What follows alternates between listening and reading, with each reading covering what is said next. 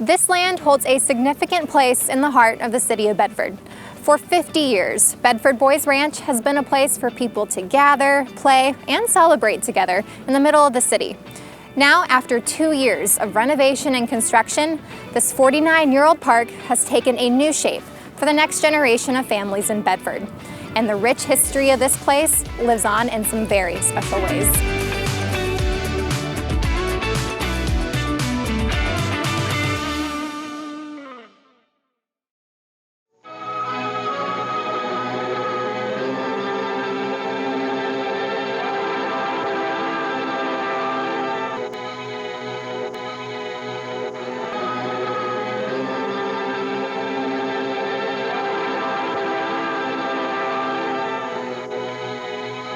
Mayor, thank you so much for joining us today. My pleasure. There is a lot of history surrounding this entire park and property. Sure. And you are the perfect person to talk to about all of it. Because I'm the old guy. No, that's not what I'm saying. Oh, okay. All right. But with a lot of history, I want to make sure that we cover all of it. So Sure. Let's start with what this property was like in the 1940s. Yeah, there's a lot that leads up to the 40s.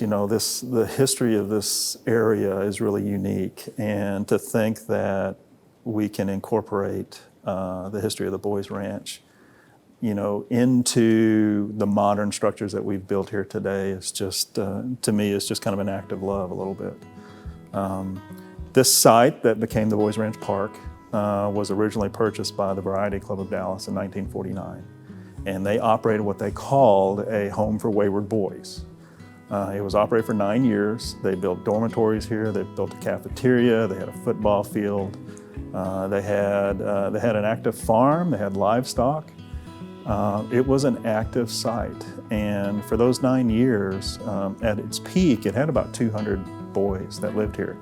They say that once the city incorporated, that at one point there were more boys living here than there were residents in the remainder of the city. Wow. At that time. But it was a really active facility. But after 9 years, they just kind of let it go. They kind of split up the tract. I know that the Assembly of God had purchased some of the land, and they were using it for different activities, including church services. But over time, the whole site just kind of fell into disrepair. The buildings kind of needed a lot of work, yeah, and it just happens over time, and the land itself wasn't being cultivated and taken care of. And so the city in 1973 stepped in and bought something like 52 to 55 acres. And thus began the adventure that ultimately became the Bedford Boys Ranch Park. They put a lot of effort into the park. I mean, really kind of cleaning up the site, putting in ball fields. They did a lot of work on the old gym, which became the BRAC that we remember. And then I think it was July 6th in '74, they actually opened the Boys Ranch Park. Right after the holidays. And that just kind of segues into, what was kind of the center of Bedford activity for decades. This really was, it was a unique, special place for so many people. And I think there's so many generations of kids and families that grew up in this area who utilized this park forever. And it's neat that we've been able to preserve a lot of that in what we've done here recently. You did say 1970s, so I mean, that was quite some time. So what was the condition of those? Yeah, in hindsight, if you look at it, that the park needed to be refreshed. I mean, you had a gym that was essentially built in 1949. It had been expanded in '73 and '74 to 30,000 square foot, but I think the needs and the lifestyles of families in the 40s and 50s isn't necessarily the same as it is today. And so when you look at the park, you look at the buildings that we had, those buildings weren't necessarily conducive to the types of activities that kind of modern families need. And so kind of taking a look at this from a fresh perspective about what needed to be done to kind of bring it up to a modern lifestyle meant making some drastic changes to the park. And that's where Generations hence we have Park, the center. Yes. Which is beautiful, brand new facility that we finally have open, and everybody has really been enjoying the past few weeks. Yeah, this is a special building. There are so many people who put a lot of blood, sweat, and tears into this park, this building.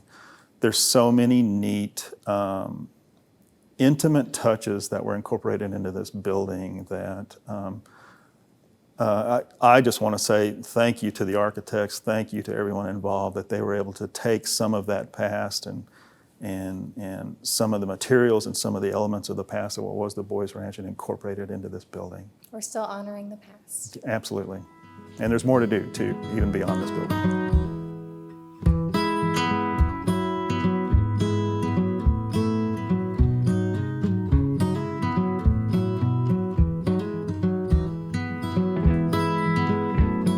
Speaking of all that history, it does start right whenever you drive into the center. Sure. Yeah, as soon as you pull up, you see the little roundabout out front, and with the sign that says the Bedford Center Y. That stone is some of the repurposed stone. You saw a lot of that stone in different buildings that we had out here before. You also see it we maintain the original entrance sign out front on Forest Ridge. The Variety Boys sign. Correct. And so that stone, we've been able to save a lot of it and repurpose it into this building. And so you see it right there in that entrance. You see it behind us in the fireplace. Mm-hmm. And it's a really beautiful stone that really makes a nice touch to kind of the color scheme that we have here. One of my favorite pieces where this history is incorporated is right whenever you walk through the entrance of the center. Yes. So as soon as you walk through the entrance, you see on the floor a circle with some solid wood that we've been able to save and repurpose from the old brack. And it's part of the original wood. They say that originally it was a bowling alley before they, in '49, repurposed it to a basketball court. Interesting. And they were able to save that wood and take elements of it and bring it over here to the center. I think that is a really unique piece that you won't see. You won't see that anywhere else that you go. And in other areas here in the center, they incorporated it too, which is, it's a real beautiful touch. And again, it just preserves some of the history and some of the sentimentality we have towards our past. It's right whenever you walk, whenever you're going towards the basketball area. You overlook the basketball courts. There's like a bar where you can sit there and watch what's going on the courts. And it's a really nice touch. They took a lot of effort to kind of handle it delicately and to preserve it so that we can't damage it because it's so very well smooth. preserved. It's nice, and they took a lot of time and effort into incorporating it into that and element. Then that same piece is also used in a conference room table. Yes. That's right in this area as we're standing in the center. Absolutely, yes. And it's a really nice touch that everyone did. It's beautiful. And then you mentioned we have the fireplace right here as well. And then the same brick is also used throughout the entire park for some planters. In the planters boxes, yes, over at the ball fields too. So yeah, it's a really nice touch. I'm really grateful that they were able to find a way to incorporate that into various elements of the park. Mayor, there's a lot of significance to this property. Definitely. It's clear to me in talking to the residents and talking to people who used to live here that there's a sense of identity with the history. And I'm really proud of the fact that we're trying to find new ways to tell the story of Bedford and tell the story of the Boys Ranch, both in this project and throughout the city. And some of this is exemplified by the statue that we now have out between the center and the lake. It's beautiful. It's an opportunity for a focal point for this community. But if we are to enjoy and to tell the story of the history of Bedford, the way to do that is to find ways to incorporate it into the themes of this park, into the themes and activities that we're doing throughout the city. And I'm excited that the council and that staff are really looking for ways to tell that story a little bit more, because it's such a source of pride for the residents here and the people who used to live here as well. And having that statue out there is a good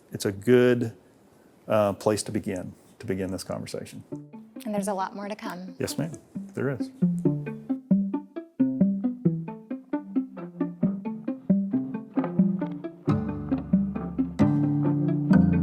So Chrissy, this park gets a lot of visitors, whether you are walking around the lake or you're running with your dog, and a lot of them have probably noticed something different around here lately.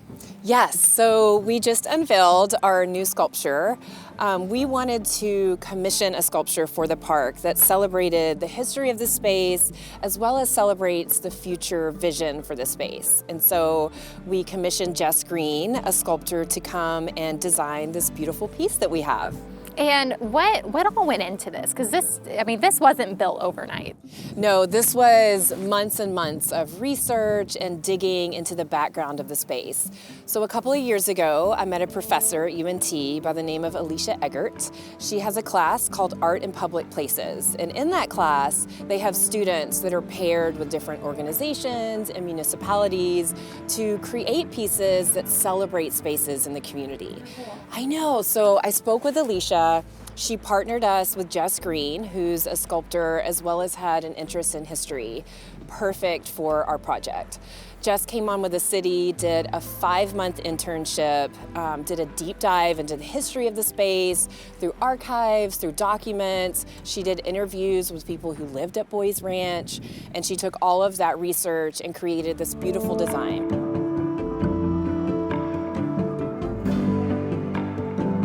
So looking at the piece, there's 3 sides to it. So tell me a little bit about what people can see on each side of it. Absolutely. So each side is a topographic map of the area during one of the specific times that she researched.